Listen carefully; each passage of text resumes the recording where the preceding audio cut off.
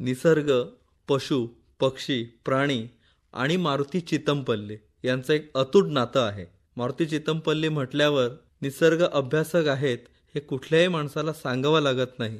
निसर्गावर कोणी बोलावं, प्राण्यावर कोणी बोलावं, प्राण्यांच्या सवयी काय आहेत, प्राण्यांची भाषा काय, प्राण्यांचे विचार काय आणि कुठले प्राणी कुठे बघायला मिळतील याच्यावर अधिकारवाणीनं बोलावं तर मारुती चितमपल्ली यांनीच. मारुती चितमपल्ली पणजी आकाशवाणीच्या स्टुडिओमध्ये आज आलेले आहेत. या निमित्तानं आपण आज त्यांच्याशी गप्पा मारूया. चितमपल्ली साहेब नमस्कार. नमस्कार. मला एक सांगा की एवढी सगळी सृष्टी आहे, त्याच्यातला केंद्रबिंदू हा मानव आहे, असं असतानाही निसर्ग वाचावा, निसर्ग जाणून घ्यावा हे आपणाला का वाटलं आणि त्याची सुरुवात तुम्ही केव्हा केली? माझं कॉलेजचं शिक्षण झाल्यावर सुदैवानं माझी फॉरेस्ट कॉलेजमध्ये निवड झाली आणि फॉरेस्टशी संबंध आला. जवळजवळ भारतामध्ये 16 प्रकारची जंगलं आहेत आणि या सर्व जंगलातून मला भ्रमंती करता आली आणि निसर्गाचं जे एक विविधता आहे, जैविक विविधता आहे ती मला अनुभवायला मिळाली आणि मग त्याचा अभ्यास चालू केला. म्हणजे लहानपणापासूनच वाटायचं की नंतर कॉलेज जीवन? कॉलेजमध्ये गेल्यावर, पण लहानपणी थोडीफार आवड होती. माझ्या आईकडून आलेली, माझ्या मामाकडून आलेली ती होती. म्हणजे त्याला वन्य जीवात तुम्ही रमला, तुमची उभी हयात त्यांचा अभ्यास करण्यात तुम्ही आता व्यतीत करता आहात. पण हे करावं असं सुरुवातीला तुम्हाला ज्यावेळी वाटलं नोकरीत आल्यानंतर अगदी सहज जमलं का हो असं करणं? नाही, सहज जमलं नाही. कारण सुरुवातीला ही झाडं तोडीच्या कामावर मी होतो, पण झाडं तोडीचं काम मला मनापासून आवडलं नाही.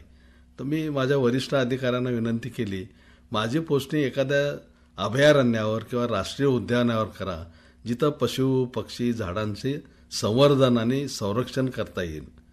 आणि त्याप्रमाणे त्यांनी केलं, म्हणजे ऐकलं. म्हणजे ते असं होत नाही. पहिली पोस्टिंग कुठे होती? पहिली पोस्टिंग माझी ह्याला होती, ढेबेवाडीला, सातारा डिस्ट्रिक्ट मधली. आणि मग हळूहळू मी महाबळेश्वरला गेलो, नंतर मग वडगावला गेलो.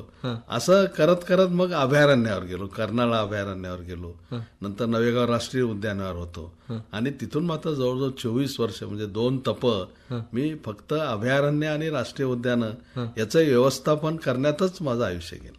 हे अभयारण्यात तुम्ही ज्यावेळी असे त्यांच्याबरोबर दिवस रात्र हिंडत होता, फिरत होता, त्यावेळी तुम्हाला असं केव्हा कळून चुकलं की आता मला प्राण्यांची भाषा समजू लागली आहे, प्राण्यांच्या सवयी समजू सांगल्या आहेत? हे तुम्हाला किती वर्षानंतर उमगलं की तुम्ही आता प्राण्यांचं मनोगत जाणू शकताय? ही अनुभूती तुम्हाला केव्हा आली? मधली 5-7 वर्ष गेली आणि माझी पोस्टिंग पनवेलजवळ कर्नाळा पक्षी अभयारण्यावर झाली. आणि त्या ठिकाणी डॉक्टर सालीम अलींची भेट झाली आणि त्यांच्यानंतर त्यांच्या सहवासात मी जवळजवळ 20 वर्ष राहिलो. आणि सुरुवातीच्या काळामध्ये पक्षी निरीक्षण कसं करावं, त्याच्या नोंदी कशा कराव्यात, एखादा प्रबंध कसा लिहावा, एखादा सायंटिफिक पेपर कसा, हे त्यांच्याकडून शिकलो. म्हणजे मी त्याच्यानंतर आणि मग वाटायला लागलं की आपण या क्षेत्रामध्येच आपलं जीवन व्यतीत करावं, याचाच व्यासंग धरावा, याबद्दलच लिहावं असं वाटायला लागलं. आणि मग शेवटी मग त्याच मार्गाने गेलो. म्हणजे मग झाडं तोडी वगैरे या भानगडीत कधी मी गेलाच नाही. पण ही तुम्ही जिद्द दाखवताना तुम्ही एका ठिकाणी म्हटलेलं आहे की अस्वलाचा जो अभ्यास आहे तो मी करू शकलेलो नाही. तो किस्सा काय आहे? म्हणजे कशासाठी म्हणून तुम्ही? एक तर अस्वल ना, त्याचं अनप्रेडिक्टेड असं त्याचा स्वभाव आहे. म्हणजे तो काय करेल. मला कधी वाघाची भीती नाही वाटली, पण अस्वलाची मात्र भीती वाटली. आणि अनेक प्रयोग केले, पण मला यश आलं नाही त्याच्यामध्ये. शेवटी काय केलं, एक ह्यूम पाईप या वॉटर होलच्या बाजूला ठेवला आणि त्यात बसून मग निरीक्षण चालू केली. आणि त्याला 4 छिद्र होती त्या ह्यूम पाईपला. मी सुरक्षित होतो आत, पण ते अस्वलाला हे लागलं, म्हणजे की या ह्यूम पाईप मध्ये माणूस बसलेला आहे. आणि मग तो वास घेत आजूबाजूला फिरत तो उभा राहिला. उभा राहिल्यावर जी छिद्र होती त्याला 4 दिशेला, त्यातून त्यांनी मला पाहिलं आणि तो म्हणला की याच्यात माणूस आहे, मग याच्यावर आपण हल्ला केला पाहिजे. सुरुवातीला तो असा गोल फिरला, त्याला काच लावलेली होती आणि एका वेळेला तो काचेवरून असा हात फिरवत तो एक जोराने बुक्की मारली की काच फुटली. तो त्या क्षणी तुम्हाला असं काय वाटलं? भीती? त्या भीती वाटली की बाबा आता हात घालून आपल्याला धरेल तो. आणि काय केलं त्यांनी 4 काचा फोडल्या आणि काय केलं की त्यांनी तो प्रत्येक छिद्रातून असा हात घालून असा चाचपत असे मला. आणि मी 1 फूट अंतर ठेवलं होतं जास्त, की त्याच्या हाताच्या पलीकडे मी होतो. हं, आणि तो मला धरू शकत नव्हता. पण रात्रभर काय झालं, ह्या चारी छिद्रातून तो हात घाले आणि चारी बाजूला मला असं फिरावं लागत असे. रात्रभर ही सरकत चालू होती. अरे हा, पण दुसऱ्या कोण अस्वल आला असता तर 2 हात आले असते. 2 हात झाले असते. मग अशा वेळेला मला कित्येक वेळेला मला खाली बसावं लागत असे. हा, पण त्यांचं हे चालूच होतं, हात चला की चालूच होती.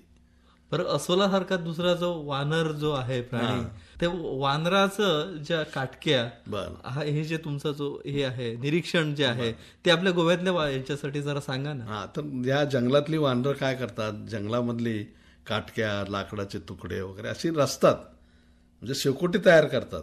आणि मग ही सर्व वानराचा कळप त्याच्या भोवती शेकत बसतो, पण पेटवत नाही. हं, आणि त्यातलं अग्नितत्व ते काढून घेतात डोळ्यांनी, आणि त्यांना ऊब मिळते. आणि तिथले आदिवासी म्हणाले की न पेटता, मी त्यांना विचारलं की बा ही शेकोटी न पेटता त्यांना ऊब आली कशी. ते म्हणाले त्यातलं अग्नितत्व त्यांनी डोळ्यांनी खेचून घेतलेलं आहे. हं, आणि तुम्ही जर ही लाकडं पेटवली, हं, त्याच्यावर रॉकेल घातलं, चुलीट केलं, पेट्रोल टाकलं, तर ही कधी जळणार नाहीत. हं. आणि मी तो प्रयोग केला. ही लाकडं अजिबात जळत नाही. आणि त्या म्हणून वाटलं की ह्याच्यातलं अग्नितत्व त्यांनी ओढून त्यांना ऊब मिळाली असेल. असं इथंपर्यंत मी आलोय. हं. पण याची माहिती फार लोकांना तिथल्या असेल लोकांना ना? फारशी नाही. मी प्रयोगशाळेला देखील दिलं एक तुकडे काही हं, लाकडाचे, तुम्ही प्रयोग करून पाहत जळतात की नाही. हं, आणि मग लोकांना सांगा तुमचा काय अनुभव आहे. हं. पण त्यांना फारशी प्रगती करता आली नाही त्याच्यात. हं. ते तसंच राहिलं. म्हणजे बरं, हे जे प्राणी जे असतात ते नुसते असे फिरत असतात की त्यांच्या काही सवयी असतात, ते खेळतात का, बागडतात का, त्यांच्या विशिष्ट कशा काही सवयी असतात का? तुमचं निरीक्षण काय आहे? हा, ह्या साधारण मी आपल्याला हे सांगेन, हे जी वानरं आहेत हं. ते कित्येक वेळेला क्रिकेट खेळतात. अरे, क्रिकेट. हा, आणि ते खेळण्याची पद्धत कसं आहे, असा रस्ता आहे, हं, त्या रस्त्याच्या एक बाजूला इथं वानर बसेल, हं. दुसरं त्याच्या समोर बसेल, असे कळपातली सर्व वानरं बसतात. हं, आणि आता चेंडू कुठला आणि फळी कुठली, तर एका वानराने असं करायचं, हं. हा डोळ्याचा बॉल तिकडे गेला, हं, त्यांनी असं केलं की तो बॉल इकडे आला. हं. तर असे तासन तास ते खेळत असतात वानरं. वानर. हं. आणि ते पाहायला मजा वाटायची, म्हणजे लांबून बा त्यांचं कसं चाललंय मनोरंजन. तुम्ही हे निरीक्षण कुठे नोंदवलं? मी त्या माझ्या ह्या प्रकल्पामध्ये हं, जे रानकुत्र्याचा प्रकल्प घेतला होता, हं. त्याच्यामध्ये नोंदला होता, त्या पेपरमध्ये नोंदलेला आहे. माझ्या आत्मचरित्रात देखील याचा उल्लेख आहे. हं. पण रानकुत्र्यांचा तुम्ही आता जो उल्लेख केला तो आम्हा गोव्यातल्या लोकांसाठी नवीन आहे. रानकुत्री इथल्या काही जंगलात आम्हाला तशी आढळत नाहीत. तर रानकुत्री म्हणजे नेमकी कशी काय दिसतात? साधारण ही रानकुत्री आहेत ना, ते आपला जो हे आहे, कोल्ही आहेत, हं, लांडगा आहेत, याच्या मधल्या साईजमध्ये ते असतात, म्हणजे हं, उंची त्यांची. आणि ही लाल जी रानकुत्री आहेत ती रंगाने सारखी असतात, लाल रंगाची असतात, एका रंगाची. एकाच रंगाची असतात. तोंड काळं असतं हं. आणि शेपूट झुपकेदार असतं. हं, आणि गावातल्या आणि ह्याच्यामधला कुत्र्यामध्ये फरक असा आहे, हं, गावातली कुत्री भुंकता येतात त्यांना, हं. आपल्या रानातल्या रानकुत्र्यांना भुंकता येत नाही, भुंकता येत नाही. अजिबात येत नाही. बरोबर, गावातल्या कुत्र्याची शेपटी वाकडी असते, हं, हे किती केलं तर ती सरळ नाही होत, आणि रानकुत्र्याची ती सरळच असते शेपटी. हं. हे कुत्रे माणसावर हल्ला करू शकतात? नाही, हल्ला करत नाहीत. ते त्याच्या पद्धतीनं ते त्यांचं चाललेलं असतं. पण माणूस काय त्यांचा शत्रू नाही आहे. म्हणजे मला एक सांगा, जी वाघीण असते ज्याला आपण ज्याचा मुक्त संचार असतो, ते वाघिणीचं असं वैशिष्ट्य असं काय आहे का हो? म्हणजे ती आपल्या पिलांना कशी वाढवते, कशी शिकवते, याबाबत तुम्ही काय सांगू हा, शकता? ती वाघीण जी आहे ना, तिचं क्षेत्र असतं, तो वाघी असतो बरोबर. नर आणि मादी जवळजवळ 40 स्क्वेअर किलोमीटरमध्ये ते राहतात. ते त्यांचं घर आहे आणि तिथं त्यांचं पिलं वगैरे होतात. तर वाघिणीला साधारण 2, 3 किंवा 4 पिलं होत आहे. आता मी मेळघाटमध्ये असल्यावर असं ठरवलं की वाघीण आपली पिलं कशी वाढवते याचं 2.5 वर्ष निरीक्षण करायचं. आणि मग मी तिला हे घेतलं, म्हणजे एकच वाघिणीचं करता येतं ना, अनेक वाघिणीचं निरीक्षण. तिच्या मागं मी मागोमाग तिला पिलं झाली, ती पिलं ती वेगळी एका गोळ्यातून दुसऱ्या गोळ्यात न्यायची, हे मी पाहिलं. आणि कसं वाढवते, त्यांना शिकार कसं, ती शिकार शिकवताना आपल्या शेपटीचा उपयोग करायची, ती शेपटी असं हलवायची आणि मग ती पिलं त्याच्याबरोबर खेळायचे. हे पहिले धडे. नंतर दुसरा धडा तिनं असं ठरवलं की त्यांच्या समोरून एक रानडुकराचा कळप जात असे, तर त्या रानडुकराच्या कळपामध्ये 14 ते 15 पिलं होती लहान लहान. आणि त्यांना आपल्या भाषेमध्ये सूचना दिली की तुम्ही त्या आईला किंवा त्याच्या बापावर हल्ला करायचा नाही, कारण ते तुमच्या शक्तीच्या पलीकडचे आहेत. मध्ये जी 10-12 पिलं आहेत त्यातल्या 1-2 पिलावर तुम्ही हल्ला करायचा सांगितलं. ते कळप आला, पण ह्यांना जमलं नाही. ते जाऊन त्यांनी दोघांनी एकाने आईवर हल्ला केला, एकाने बापावर हल्ला केला. तर त्यांनी जोराने जी धडक मारली ते पिलं 10-12 फूट लांब जाऊन पडली. गेला तो कळपा, अयशस्वी झाली शिकार. ते गेल्यावर तिनं बोलवलं आणि दोघांना एक एक थप्पड दिली की तुम्हाला काय सांगितलं होतं, पिलावर हल्ला करा, बापावर किंवा आईवर करू नका, कारण ते तुमच्या शक्तीच्या पलीकडचं आहे. ते बरोबर असं ती शिकवत असते. म्हणजे त्यांना तर कसं पोहायच्या बाबत ती त्यांना शिकवते. आता वन्य प्राण्यांना पाण्यात पडल्याबरोबर पोहता येतं, पण ती नदीवर त्यांना घेऊन जाते, त्यांना इन्स्ट्रक्शन देते तुम्ही उडी मारा आणि पोहत पोहत पलीकडे जा, ही सर्व पाहते. म्हणजे असं. आणि 2.5 वर्ष झाल्यावर त्यांना सोडून देते आणि सांगते आता तुम्ही मोठे झालेले आहात, आता हे घर तुम्ही सोडायचं आहे. मुलालाही सांगते आणि मुलीलाही सांगते आता ते तुमचं तुम्ही पुढे बघून घ्या. पण या बाबतीत काय होतं, मुलगा कधी परत येत नाही घरात, येतच नाही. पण मुलगी दरवर्षी येते तिला भेटायला. कधी येते? दरवर्षी एकदा. तिला म्हणजे साधारण तिला आठवण आली की वर्षातून एकदा ती आईला भेटायला जाते. मग 2 जण जातात, एकत्र शिकार करतात आणि 10 ते 15 दिवस ती आपल्या माहेरी म्हणजे आईजवळ राहते. त्यामुळे मला असं कित्येकदा वाटे की ही माहेरवाशींची कल्पना आहे त्या वाघिणीकडून आली की काय, कारण आपल्या माहेराचं मोठं आकर्षण असतं त्यांना. बरोबर. तर ते वाघाती आहे. सगळे कळप बिळप असे सगळे रानावनात बागडत असतात, हिंडत असतात. बरं, ह्या गटातला एक तिकडे, ह्या गटातला एक इकडे, असं काही दल बदल असा कधी होतो का हो जंगलात? रानकुत्र्याच्या बाबतीत होतो असा. कारण ते कळप असल्यामुळं त्यांचे कळप असला की नायक आला, उपनायक आला, मतभेद आले. मग ते जर एखादा रानकुत्रा जर नीट त्यांचं आज्ञापालन करत नसेल तर शिकार हातातून निसटून जाते. आणि शिकार निसटून गेल्यामुळे उपासमार होते ना. बरोबर. मग त्या नवेगाव बांधला हेटरकस्सा नावाचं एक तळ आहे.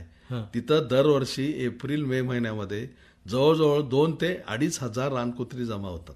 आजूबाजूचे गोंदिया, भंडारा, चंद्रपूर, गडचिरोली अशी, आणि एकत्रित मेळावा तयार होतो. आणि 2 कळपामध्ये नायकामध्ये संवाद असा होतो की आमच्याकडे नावाचा रानकुत्रा आहे, त्यांच्याशी माझं पटत नाही, त्यामुळे आमची शिकार जाते. दुसरा कळपातला नायक म्हणतो आमच्याकडे नावाचा आहे, तो तसाच आहे, तर आपण असं करूया, तुमचा आम्हाला द्या, आमचा तुम्ही घ्या.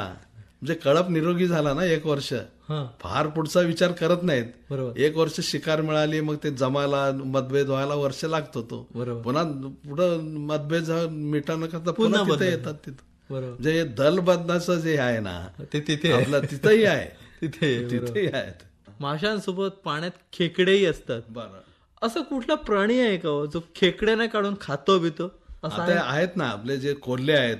आता मी इथं पाहतोय रात्रंदिवस कोल्ह्याची कोळी ऐकू येते बघा रात्रीच्या एकदम इकडचं जंगलातला भागात. तर हा कोल्हा जो खेकडे पकडतो तो मोठ्या युक्तीनं पकडतो. मोठा तो काय करतो, जिथं खेकड्याचं बीळ आहे तिथं आपली शेपटी घालतो आत आणि हलवतो. तो पकडत नाही, ते हलवते खेकडे त्याला पकडतात त्या शेपटीला. तो बाहेर आणतो आणि दगडावर जोराने मारतो ती शेपटी. 2-4 खेकडे मारून पडतात. चावत नाही ते? नाही, त्याला मारल्यावर तो खाऊन टाकतो. त्यांना फोडूनच टाकतो ना, शेपटी जोराने आपडतो तो. आणि कित्येकदा बघा इथं ऊसही होतो ना, ऊस तो खातो. तो काय करतो, मुळात ना आपले दात आहेत ना जोराने असं सुळ्याने छिद्र पडतो, त्या सर्वच्या सर्व रस तिथून शोषून घेतो. त्यामुळे त्या ऊसाचं चिपाटच होऊन ते ऊस खाली पडतो. कोल्हा रस पण काढतो? हा, ऊसाचा रस पितो ना तो या पद्धतीनं पितो तो. अरे वा, मोठा म्हणजे. बरं, मगाशी आपण रानकुत्र्यांबाबतही बोलत होतो. ही रानकुत्री हरणांबाबत फार हे करतात, म्हणजे त्यांना त्रास वगैरे देतात असं मी कुठेतरी वाचलेलं आहे. तुम्ही याच्यावर काही प्रकाश टाकू शकाल? हा, तर ते काय माझं जे निरीक्षण होतं रानकुत्र्याच्या अभ्यासामध्ये, तर एकदा ही साधारण ते चितळच्या मागे लागली. कळप, त्यांचाही कळप होता. ती थोडा वेळ धावली. पण एका क्षणी हे चितळचा जो कळप आहे हा. तो त्यांनी अशी रिंग केली अशी गोल, हा. आणि आतमध्ये नराला सेंटरला ठेवलं. जो मोठा शिंगाडे असतो ना हा, त्याला आत हा. ठेवलं. पहिली रिंग त्यांनी ह्याची केली नराची, हा. दुसरी रिंग मादीची केली, हा.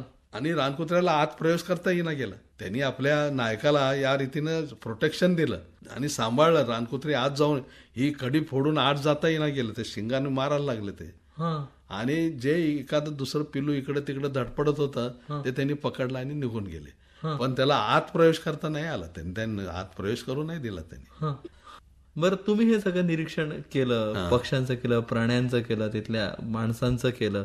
हे निरीक्षण नवख्या माणसानं, ज्याला निसर्ग प्रेमाची आवड आहे, ह्याने निरीक्षण करावं कसं?